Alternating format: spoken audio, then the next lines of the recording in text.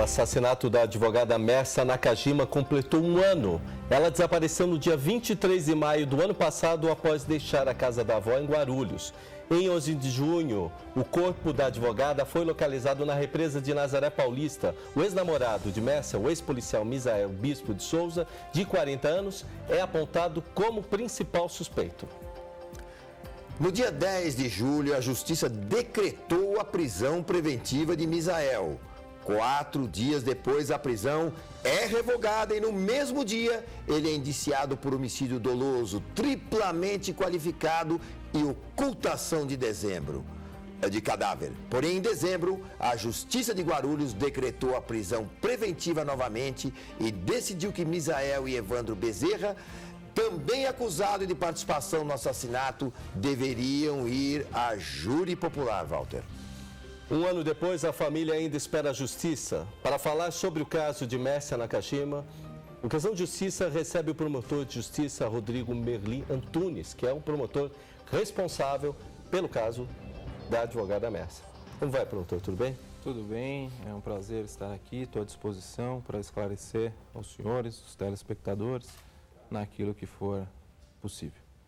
Promotora, um ano e a família ainda espera a justiça no caso da Mércia. Eu sei do trabalho árduo que o senhor está tendo. Queria que o senhor contasse um pouco agora o que está acontecendo no caso da Mércia. Bom, em termos processuais, diante da nossa realidade brasileira, e todos nós sabemos que os processos em geral, em especial aqueles que envolvem crimes dolosos contra a vida, são processos complexos, com muitas formalidades e geralmente também bastante morosos. Essa é a realidade brasileira. Não há como omitir isso. Agora, diante desta realidade, é fato que este processo, em termos processuais, ele caminha até que consideravelmente bem. Temos um ano da data do fato, mas não um ano ainda de ação penal. E após um ano do fato, nós já temos os dois acusados pronunciados, ou seja, levados, submetidos, serão submetidos ao julgamento perante o Tribunal do Júri. Já temos o decreto das prisões de ambos os acusados também. E temos também algo que a defesa sempre lutou contra, que é a fixação da competência do feito na comarca de Guarulhos. Então, se formos analisar sob o aspecto processual, o processo caminha bem, até mesmo de uma maneira célere. Atualmente, nós estamos aguardando o julgamento de um recurso por parte dos réus, recurso este interposto contra essa decisão de levá-los a júri popular. Estamos aguardando aí o pronunciamento do Tribunal de Justiça. Os autos já estão com a relatora, com a desembargadora Angélica de Almeida, já com o parecer do Ministério Público, da Procuradoria de Justiça. Eu creio que esse julgamento deva ocorrer pelo menos até o final de julho deste ano, essa é a nossa previsão. E fatalmente temos a certeza que esta decisão de pronúncia será confirmada e aí sim estaremos então autorizados a marcar a sessão plenária finalmente, o que deve ocorrer, na minha perspectiva, no final deste ano ou mais tardar no início do ano que vem. Essa é a atual situação processual do feito. Deixa eu só fazer a pergunta, doutor. Durante todo esse processo que envolveu, ficou alguma dúvida sobre a culpabilidade ou não do Misael? As provas foram todas contra ele? Restou alguma coisa, alguma dúvida sobre alguém que estivesse junto com ele na participação, que de repente não foi envolvido? Surgiu alguma dúvida nesse caso? Para nós, a participação de ambos é absolutamente tranquila. Não podemos até, eventualmente, descartar o envolvimento de uma terceira pessoa que soubesse, eventualmente, do que iria ser realizado. Isso até hoje eu não descarto, mas nada mais concreto em relação a outras pessoas nós conseguimos apurar. Agora, em relação ao envolvimento dos dois, de que o Misael é o executor e de que o Evandro é o partícipe, o que colaborou, aquele que mesmo ciente do que iria ocorrer se prontificou a auxiliá-lo, quanto a isso nós não temos nenhuma dúvida, nem a polícia, nem o Ministério Público, nem a assistência de acusação. Então, para nós, a condenação dos réus nesse caso é apenas uma questão de tempo. É claro que a gente aqui discute, às vezes, um pouco mais as questões mais jurídicas, mas aí não tem como escapar, promotor. Eu acho o seguinte, e lhe faço essa pergunta. O fato deles ter aparecido várias vezes na TV e em várias vezes provocar uma situação, até pelo conhecimento jurídico que ele tem, né, de não ter culpa nenhuma no cartório, isso deixa a população extremamente irritada. Né? Então, esse caminho que ele faz tentando sair dessa situação, eu acho que atrapalhou um pouco o processo. Aí vi que o senhor teve pulso firme para ir lá e fazer a reconstituição, batalhar em cima. Como é que o senhor vê essa situação hoje? Os advogados dele, como é que estão andando com esse processo? Eu acho que os advogados eles estão exercendo o papel que né, foi incumbido pelo próprio acusado, né? Mas eu tenho a plena ciência, eu tenho a plena certeza de que os próprios advogados sabem que a situação do Misael é muito ruim, tanto que estão tentando a todo custo, né, protelar o feito, claro, utilizando-se aí dos recursos que existem, e obviamente os advogados têm direito de utilizá-los, mas é óbvio que vão tentar recorrer até as últimas instâncias para evitar o julgamento popular, porque eles têm a certeza também de que o senhor Misael e o senhor Evandro serão, sim, condenados, né? Mas estão exercendo aí a atribuição do advogado e não tem o que se fazer, né? Eles têm que negar de qualquer forma e esse é o caminho que eles encontraram, mesmo diante de todas as evidências, de todas as contradições, eles querem apostar na dúvida, né? Na verdade é uma defesa sem comprovação daquilo que eles alegam. Eles tentam apenas e tão somente menosprezar, desacreditar as provas que foram por nós produzidas, mas que todas elas se encaixam perfeitamente. Nós temos explicações para tudo, inclusive técnicas, né? Não é um processo parco em provas técnicas. Geralmente os processos do júri, infelizmente, não só os do júri, muitos outros, nós não temos muitos elementos objetivos, técnicos, né, para que elucidem a autoria. Geralmente é mais a prova testemunhal. Esse não. Além de nós termos aí um arcabouço probatório em termos de prova oral consistente, nós temos também muitos elementos objetivos que não só o colocam na cena do crime, como também demonstram que as suas versões foram sempre mentirosas. Isso eu digo em termos do rastreador do seu veículo, do monitoramento do telefone celular, que ele jamais, né, trouxe ao conhecimento da polícia, bem como as provas periciais encontradas a nível microscópico nos sapatos, né, que foram apreendidos dentro da sua residência, com 4 elementos da cena do crime na sola dos seus sapatos. Então, como eu já disse inicialmente, é uma questão de tempo a sua condenação na nossa avaliação. Doutor Leopoldo? Eu gostaria, primeiramente, de cumprimentar o promotor que vem atuando de forma competente, eu diria, neste processo, cumprimentar o Raul, cumprimentar o jornalista Walter, e eu diria que, fazendo um paralelo sobre essa questão, e aí eu vou, acho que, tentar elucidar o meu pensamento para chegar na pergunta. O cidadão ele fica perguntando o seguinte, bom, e aí fazendo um paralelo com essa questão, bom, prende o acusado temporariamente, depois ele retorna novamente ao convívio social, depois ele é preso novamente ou retorna ao convívio social e permanece. E muitas vezes não é encontrado. E aí fica a pergunta, né? Bom, mas onde está o acusado? Nós temos hoje uma legislação que, de certa forma, sob o ponto de vista teórico, ela é garantista. Nossa norma jurídica, de certa forma, ela recebe influências de legislações de outros países, diria aí o Ferraioli, trazendo um sistema garantista que, de certa forma, ele traz o quê? Ele traz uma diminuição no espectro de liberdade do Estado e uma maior e maiores direitos para a vítima, eu diria. Não que sou a favor de que as vítimas, eu sou a favor dos direitos das vítimas, mas também sou a favor de que o Estado ele tenha aparatos. E nesse sentido eu faço a pergunta, o Ministério Público hoje, dentro da nossa legislação, no Código Penal de 40, ele possui mecanismos e formas de atuar de uma forma eficaz no combate ao crime, até para encontrar diversos acusados que, por exemplo, não comparecem, se não bastasse que com as alterações do Tribunal do Júri, o Tribunal do Júri permite o indiciamento de forma indireta, mas eu pergunto, o Ministério Público ele tem mecanismos para atuar de forma eficaz? Então, antes de ir diretamente ao ponto, eu também queria colocar o seguinte, né?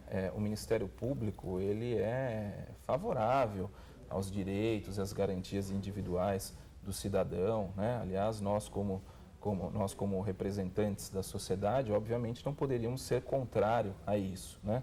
Muita gente morreu em décadas atrás exatamente buscando a conquista desses direitos, né? E a nossa Constituição, chamada de Constituição Cidadã, tem que ser efetivamente prestigiada porque é uma conquista da sociedade brasileira, né? Ministério Público Fiscal da lei. Claro, e nós, agora, claro que nós somos também garantistas, somos humanistas, defendemos esses direitos e garantias individuais. Agora, para nós, isso é uma coisa, né? Ser garantista, ser humanista, não necessariamente significa proteger o bandido, o assassino, né? O estuprador.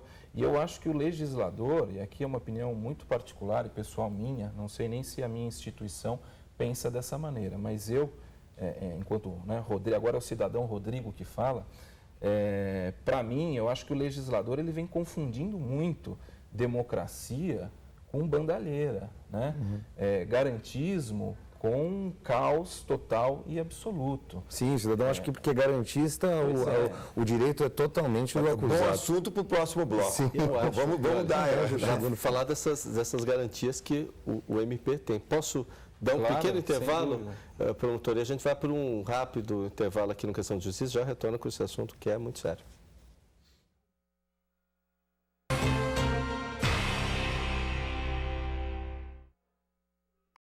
Venha conhecer a Moto Center Everest, o revendedor exclusivo das motos Honda. Atendimento diferenciado com vendedores especializados. Muito mais que uma revendedora, um centro de diagnósticos completo. Oficinas modelo para as revisões de sua moto Honda. Conheça uma de nossas 5 lojas e saia montado no seu sonho de 2 rodas. Visite o site www.motocentereverest.com.br. Moto Center Everest, lojas no Jabaquara, Cambuci, Centro e Guarulhos.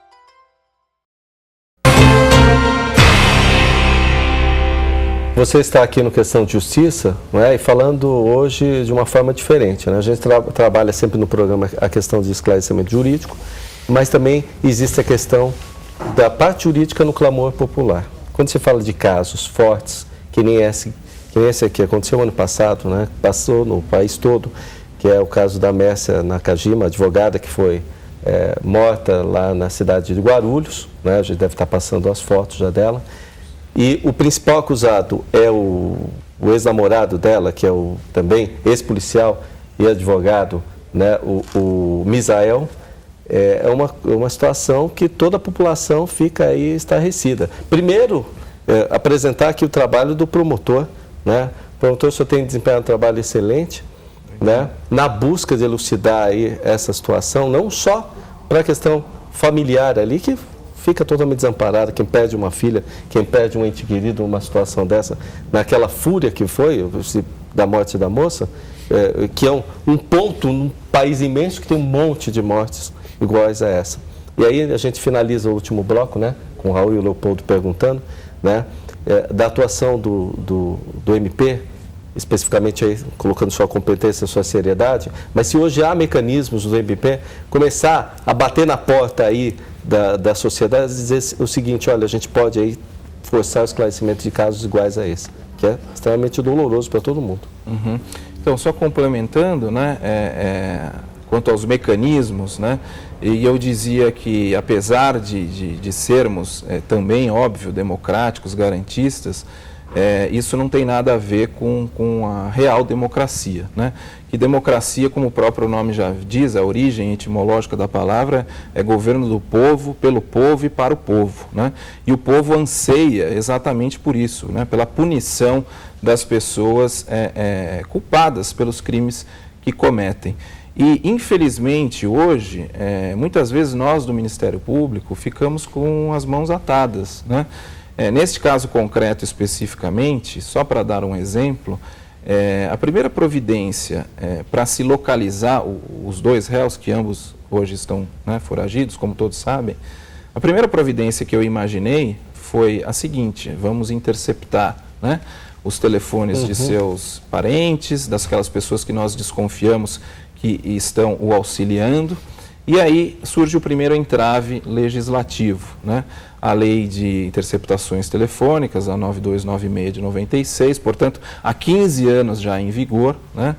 Se esqueceu, eu tenho que dizer que acho que é isso, né? O legislador se esqueceu de colocar a possibilidade de realizarmos interceptação também para localizar foragidos. E hoje a lei só permite interceptação durante a investigação e durante a instrução para a obtenção de provas sobre o crime e não para localizar. Só para facilitar, até para o nosso telespectador entender, o que o senhor está querendo dizer é o seguinte: se o senhor desconfia que um amigo dele, porque até há quem diga que talvez como ele ter sido ex-policial militar, talvez alguns amigos ligados a ele da polícia poderiam estar ajudando na sua ocultação.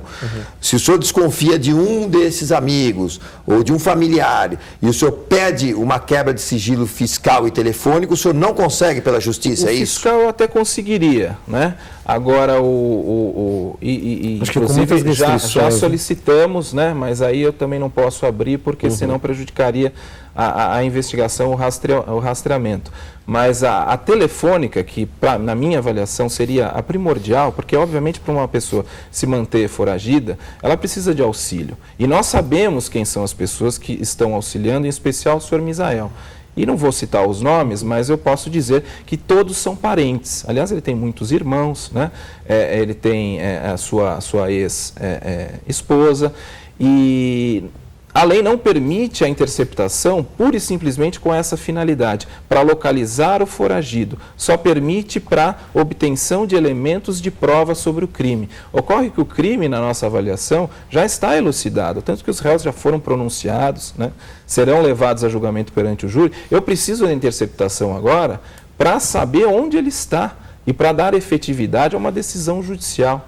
E o legislador não me permite. Nem a polícia, não só o Ministério Público, mas a polícia também, porque já não há mais custo de investigação. Não há finalidade para obtenção de prova. A finalidade agora é outra, é pura e simplesmente localizá-los. E a lei não deixa. Então, quer dizer, volto à questão dos mecanismos. Esse seria um mecanismo importantíssimo para nós efetivarmos a decisão, né, de um decreto de prisão de ambos, e nós temos que procurar outros caminhos para tentar fazer com que isso se efetive. Então já é chegada a hora, e aqui me permitam, né, fazer esse apelo aos nossos congressistas, aos nossos deputados, para que sejam iluminados, apresentem um projeto de lei. Isso vai servir não só para este caso, como para muitos outros, assim como outras deficiências legislativas também, que servirão não só para este caso, mas também para muitos outros. Temos também um exemplo do próprio Misael.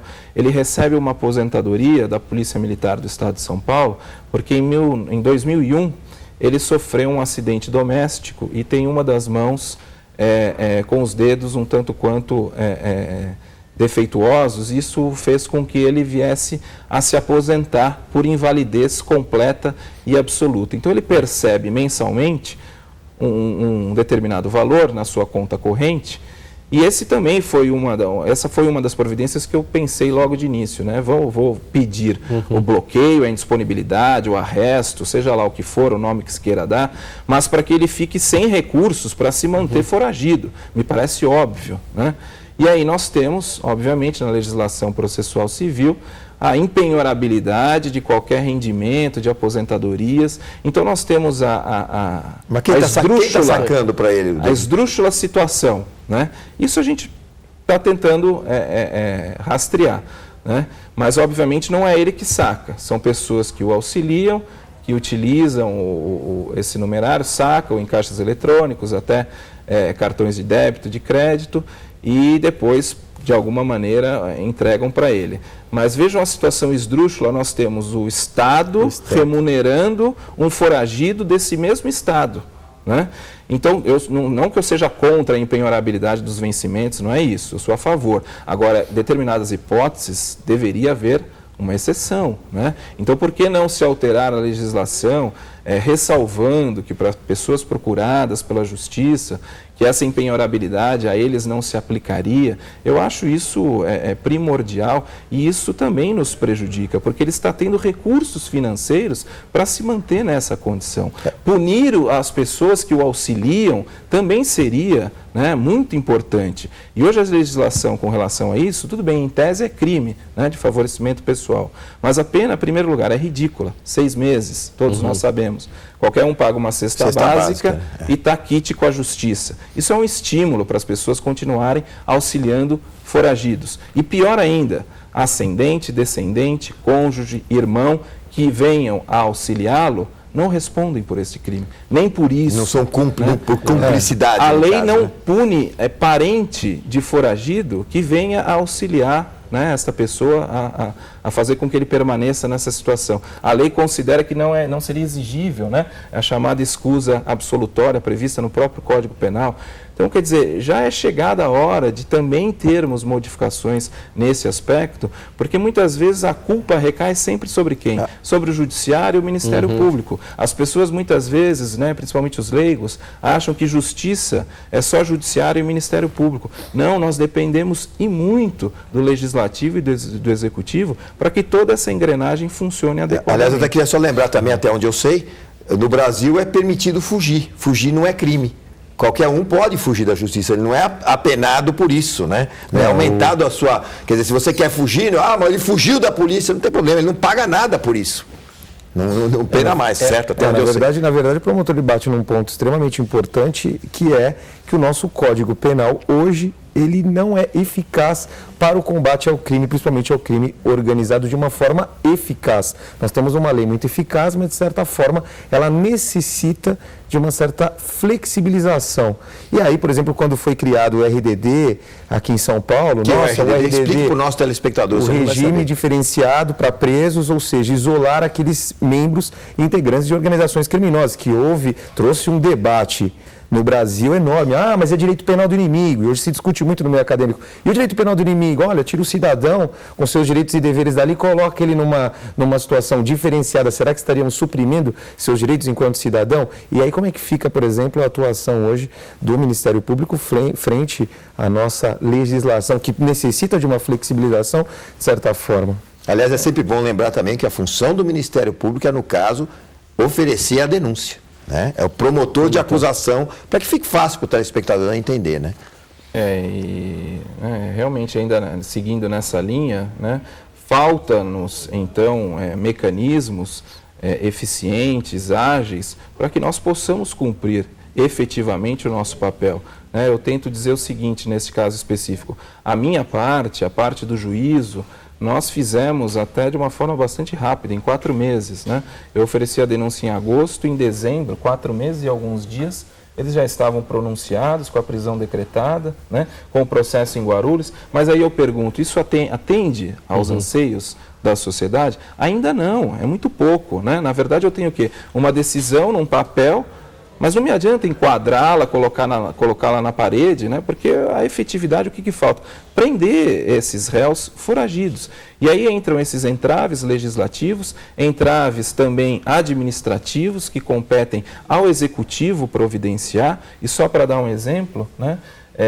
A divisão de capturas hoje, que é a responsável pela efetivação dessas prisões, ela possui 40 agentes policiais e 3 delegados, para cumprir, na atualidade, 152 mil mandados de prisão no estado de São Paulo. Isso porque mudou agora, né? Há 3 meses atrás, esse número era de 12 pessoas. Então, como é possível, por mais comprometidos que sejam os policiais, e são desta divisão, até porque eu tenho contato quase que diário com eles por conta deste caso, né? Por mais que a pessoa seja comprometida, tenha interesse, a estrutura é pífia, né? E isso não aparece para o público em geral, e isso é uma atribuição do Poder Executivo. Eu digo o seguinte, a apuração de um crime, ela para ser bem feita, ela tem que começar onde? No inquérito policial, na polícia. E o Poder Executivo não investe, infelizmente, na nossa Polícia Judiciária. Eu conversava, inclusive, aqui fora dos estúdios, nos bastidores, com os doutores e creio que eu mencionei. Eu arquivo lá em Guarulhos 80% dos inquéritos policiais que são remetidos para mim. Nossa, Né? que absurdo. Por quê? Porque ausência de estrutura, ausência de perícias, né, de provas técnicas, porque a população em geral não quer falar. E o crime, principalmente de homicídio, acontece na periferia, na favela. Eles têm medo. O Estado não dá garantia nenhuma para o cidadão que quer testemunhar. Então, eu arquivo 80% dos inquéritos por autoria desconhecida. Né? Os outros 20% a gente denuncia, a maioria condena, mas aí eu fico me perguntando, o meu serviço, minha mesa vai ficar limpa no final do dia, no final do mês, mas será que eu estou efetivamente contribuindo para a sociedade, arquivando 80% dos crimes? Tenho certeza que não. Agora, são aquilo que o doutor Leopoldo colocou, falta de mecanismos no início da persecução penal que impedem todo o bom trabalho, né, da justiça como um todo. Vamos falar sobre isso, né? Doutor, a gente vai continuar no último bloco aqui do Questão de Justiça, puxar mais ainda, né, essa situação. Lógico, claro. A gente vai para um rápido intervalo e volta aqui já com o caso da Mércia.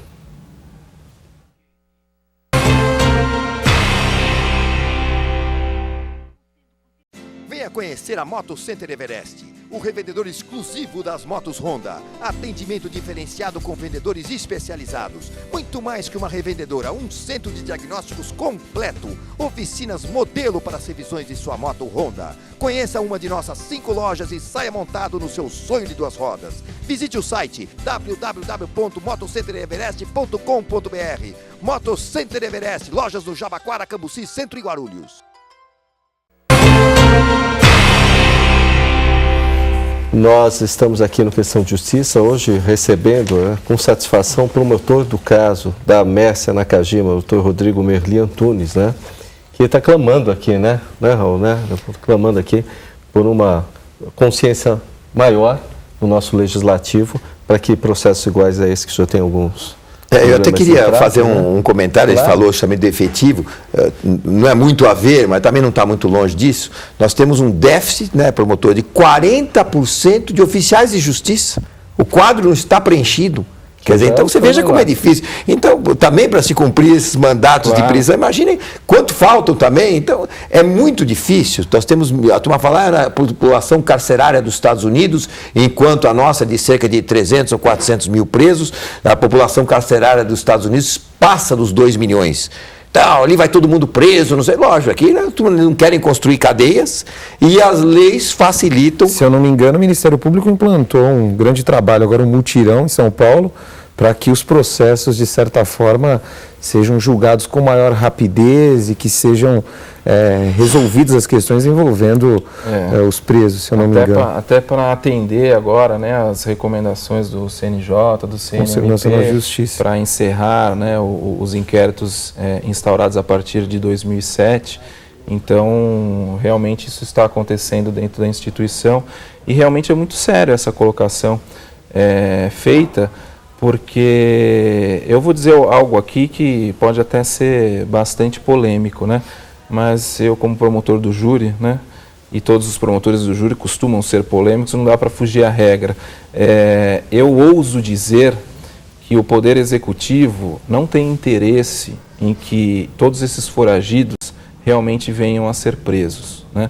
E não tenho medo de dizer isso, porque graças a Deus gozo aí de algumas prerrogativas constitucionais que me permitem trabalhar em prol da sociedade e muitas vezes dizer a verdade, inclusive nos meios de comunicação.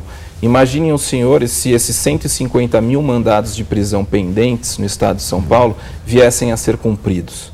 A nossa atual população carcerária hoje do estado também gira em torno deste número. Exatamente. Então nós dobraríamos o número de presos no estado. A situação já é caótica por conta do Poder Executivo, já com esses 150 mil. Imaginem mais 150 mil presos, então 300 mil presos dentro de nossas penitenciárias, dos nossos centros de detenção provisórios. O Estado daria conta? Não. Já não dá conta desta maneira. Não interessa para o Estado cuidar de preso. Preso só dá despesa.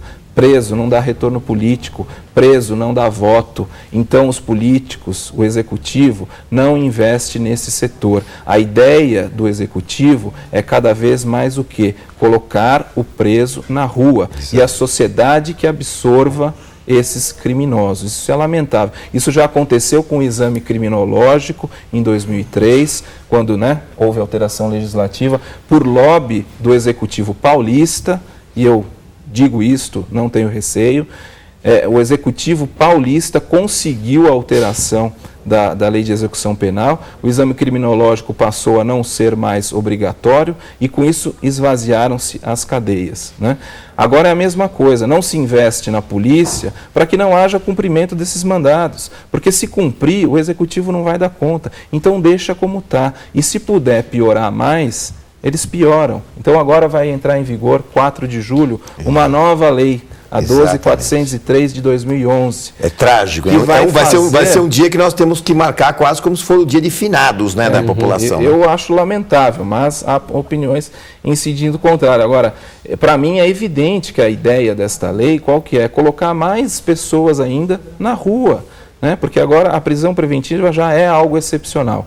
Depois dessa lei vai tornar-se mais excepcional ainda. Então, primeiro tenta-se medidas cautelares alternativas, para depois, se o caso, prender o cidadão preventivamente. Para mim, o legislador está dando mais uma oportunidade para o bandido praticar outro crime, fazer outra vítima, para só depois nós, então, colocarmos na cadeia. Para mim é lamentável, é por isso que eu bato nessa tecla. O Executivo e o Legislativo têm muita responsabilidade em relação ao tema impunidade no Brasil. Bom, aliás, eu só queria fazer um comentário breve também, né?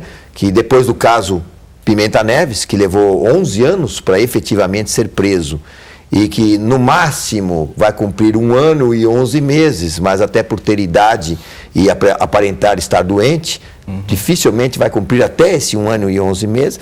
É muito difícil a gente pensar em outra coisa. Agora, a legislação, de qualquer forma, garante o princípio do contraditório, né, o contraditório, a ampla defesa para os acusados. Então, os advogados, de certa forma, eles trabalham dentro do que a legislação determina. Claro, é a função e aí deles, se discute muito a questão, o grande número de recursos que são impetrados, protocolados em prol daquele cidadão. Todos os recursos, na maioria das vezes, amparados pela nossa Constituição e pela nossa legislação em vigor. Eu acho, né, eu sei que a gente tem que dar uma equilibrada na balança, viu, professor? Mas eu fico contente de ver a clareza que o senhor coloca. Eu sei que é complicada essa situação, e às vezes você botar, se pronunciar, né? Mas é uma vergonha do jeito que está. Para falar português, claro, é uma vergonha essa situação. Mas eu posso toda. pedir para o doutor contar um caso que nós vimos conversando ali nos bastidores? O caso do cidadão que estava foragido da polícia e que, por causa do Código Eleitoral, ele se apresentou. Como é que foi a história? Essa história aqui. Saiu até nos jornais. É vergonhoso. Vergonhoso, está nos jornais. Tem que dizer isso, e até porque é um processo nosso lá também, da Vara do Júri de Guarulhos, né?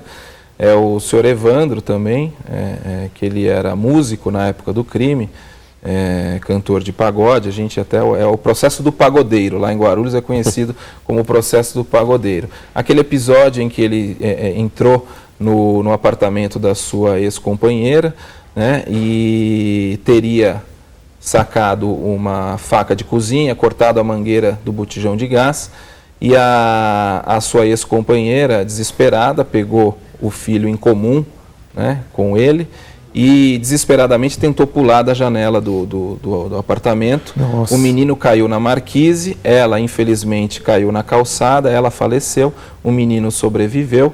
E o Evandro, que é o réu, ele desce e aparece nas imagens do correio, né, que havia um correio do lado. Ele aparece nas imagens, enquanto todo mundo socorre as vítimas, ele desce e foge, literalmente, né, nem olha para trás para ver a sua ex-companheira e seu filho agonizando, né, para não morrer. E esse cidadão, então, desde então está foragido, com prisão preventiva decretada. Passam-se 2 anos, vem o período eleitoral, ele ainda não havia dado a sua versão no processo, porque estava revel, né? E aí ele convoca uma entrevista coletiva, por intermédio de seus advogados, neste período eleitoral, onde ele não pode ser preso. Ele se fantasia, aparece diante das câmeras com uma peruca e um cavanhaque, imitando o falecido Raul Seixas, dá a sua versão para toda a imprensa, lança o seu CD, e depois ele pega as suas coisas, vai embora E nesse período eleitoral, de 5 dias antes, 2 depois, ninguém pode pôr a mão nele. Mesmo sendo foragido. Mesmo sendo foragido. Quer dizer, esse é outro absurdo da lei eleitoral, né? Que aí também compete aos nossos congressistas alterar isto, né? Por que ele não pode ser preso? Vota na prisão. O CNJ não faz um movimento hoje de levar urnas até os presídios, né, para os presos provisórios que ainda não perderam os direitos políticos poderem votar. Faça isso. Ou então que se escolte o réu, cria uma sessão específica para réu preso, né? Leve um cidadão lá, ele vota e pronto. Está exercendo o seu direito sem prejuízo do direito da sociedade, né? Mas tivemos que vivenciar isso. Aí, na época, eu ainda, lógico, tentei fazer com que a polícia o monitorasse. A resposta que eu tive foi: doutor, não existe efetivo suficiente para ficarmos monitorando uma única pessoa durante 7 dias. Só estava faltando eu pegar o meu próprio carro e sair atrás do sujeito, que também eu acho que aí já não é a minha atribuição, né? Então, o cidadão veio, apareceu, lançou o CD, deu risada da cara de todo mundo e foi embora. E continua foragido. Olha, nós temos 5 minutos, mas, doutor, fora o perigo de vida que o senhor está tendo, que já é outra função, está cedendo tudo, né? Isso, olha, eu não sei, porque eu sou pai, né? Uma situação dessa, você não é um ser humano, você é um bicho, né? Desculpa, não tem que ser tratado da mesma forma. Infelizmente é isso, né? E a tese dele, pasmem, ela se suicidou, tentou o suicídio. Ela conseguiu se suicidar e queria matar o próprio filho. Veja se tem cabimento, né? Uma mãe colher o filho nos braços e se lançar da janela para se matar. Obviamente também, ainda por cima, vem com uma tese dessa, estapafúrdia, e ele quer empurrar a goela abaixo da sociedade brasileira, fantasiada de Raul Seixas no período eleitoral. Olha o que o promotor, quem está nos vendo hoje à noite, né, é obrigado até a ver, porque essa é uma situação que o senhor debate todo dia, tem que ficar brigando com vários poderes, tem que falar a verdade e fica nessa situação de não poder resolver. Doutor, olha, a gente tem que cobrar mesmo, o senhor tem que usar o veículo de comunicação aqui, eu sei que o senhor vai votar em outro programa da casa, para cobrar aí de quem está cuidando da nossa lei, não tem uma situação igual a essa, porque gera essa impunidade toda que a gente faz com o país. Vive daqui 10 anos com 300 mil presos fora, que já não vai ter mais 150, 300 mil, e aí virou o mundo dos presos, a gente tem que ficar dentro de casa nas grades, né? Eu acho que o Brasil anda, infelizmente, na contramão aí dos anseios sociais. Como eu disse no início, democracia não tem nada a ver com passar a mão na cabeça de bandido. Ou confundir autoridade com autoritarismo, né? Que eu acho talvez o grande erro que nós tivemos do pós-regime militar é esta confusão que se deu na questão de o que é autoridade e o que é autoritarismo. Exato. Agora, e o magistrado hoje? Como que ele fica diante dessa situação? Eu fico pensando. Porque da forma como anda o sistema carcerário no Brasil, com a questão, por exemplo, que nós não temos muitas vagas no semiaberto, como é que fica aquele magistrado que necessita julgar de forma imparcial? Ou seja, ele vai aplicar a pena e ele fala, bom, se eu aplico a pena no regime semiaberto, não tem vaga, o que acontece com o cidadão? Ele vai para o regime aberto. E se vai para o regime aberto, a sociedade com certeza vai criticar e vai dizer, olha, não deveria ter sido aplicada a pena, por que foi para o regime aberto? Bom, porque não tem vagas. E para explicar isso para o cidadão. Ou para a família do cidadão. Para a família do cidadão. A família única, que é a família Brasil inteiro que não entende. Complicado. Pena que estamos no fim, né? Fim do programa. Doutor, vou falar uma coisa para o senhor. Vendo o lado da justiça, do advogado, no magistrado, acho que a gente está garantido de todos os lados e todas as funções estão garantidas. Mas o que o senhor precisa para que a gente dê um toque aqui no programa e comece a fazer aqui na casa? O que o senhor precisa para que esse negócio ande e a gente não fique com mais essa sensação de impunidade no país? Primeiro, eu acho que esses outros poderes, né, poderes constituídos, precisariam aí realmente nos escutar, né? Essas alterações legislativas já são esperadas há muito tempo. O Executivo precisa prestar mais atenção na segurança pública.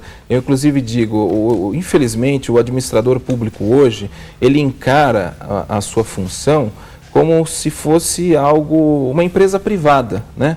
Porque, infelizmente, o Estado hoje ele visa lucro. Isso é um absurdo, né? Porque o Estado não tem que visar lucro. Quem tem que visar lucro são as empresas privadas que, obviamente, né, ilicitamente, querem atingir esse intento. Agora, o Estado ele tem que atingir o quê? A finalidade pública é o bem-estar social, né? É o bem comum. Ainda que a atividade lhe traga prejuízo, não importa. Ele tem que atender os anseios sociais. É para isso que existe o Estado, né? E a gente vê que, atualmente, o Executivo ele age como se fosse uma empresa. Então, aquilo que não vai lhe dar retorno, seja político, ou que não lhe venha a dar orçamento, não investe. Então, já é chegada a hora, há décadas, né, há tempos, do Executivo investir nos órgãos da segurança pública, porque senão nós vamos caminhar para esse caminho que nós já aqui trouxemos à tona, o que é lamentável. Então eu peço aos poderes constituídos, em especial Executivo e Legislativo, para que preste atenção nessas nossas reclamações, nesses nossos anseios, e peço também para que a sociedade, no que for possível, nos auxilie, nos municie de informações, em especial para esse caso concreto da Mércia, né, para localizarmos estes foragidos. Esse é um outro problema que não deu tempo de abordar, mas as pessoas têm medo de denunciar, porque o Estado também não garante segurança alguma para essas pessoas. Nós temos uma lei maravilhosa sobre proteção a vítimas e testemunhas, mas também nos faltam mecanismos para que isso funcione. Segurança pública é qualidade de vida para o cidadão. Exatamente. Isso também é atribuição do Executivo, que não investe nessa área. Então não tem dinheiro para pegar uma pessoa, dar um trabalho, dar uma ajuda de custo, né? Alguém que esteja sendo ameaçado de morte. Enfim, eu clamo aos poderes constituídos e também à sociedade para que, na medida do possível, possa nos auxiliar aí a capturar esses 2 réus e tantos outros foragidos que existem no estado de São Paulo. Perfeito. Olha, pronto, a gente está encerrando o programa, né? E agradecer ao senhor, né? Que são por pessoas, homens como o senhor, que estão nos cargos certos, que eu me sinto mais tranquilo, né, nessa média que o senhor colocou de 80%, mas mais tranquilo, para que a minha filha, os meus parentes vivam melhor no futuro. Obrigado, nessa luta árdua que o senhor está aí, né? Obrigado, agradeço o espaço, nós precisamos disso para orientar e esclarecer a população que muitas vezes também não conhece esses entraves, né, e acaba imputando só ao Judiciário e ao Ministério Público a questão da impunidade. Agradeço o espaço, estou sempre à disposição. O senhor vai ter aqui na Rede Brasil sempre, onde a gente Parabéns pela sua atuação lá frente ao Ministério Público. Obrigado. Obrigado, Raul. E olha, hoje a gente esteve aqui com o Rodrigo Berli Antunes, que é o caso da Mércia, né, o promotor do caso da Mércia Nakajima. Eu quero no próximo programa, bem próximo, que demore mais de 5, 6 anos, falar que o rapaz está preso, né? É o que a gente pretende, né? Bem próximo aqui, viu, promotor? Obrigado por sua participação e a gente deixa aí um final de noite aí melhor para quem está nos assistindo. Obrigado. Obrigado.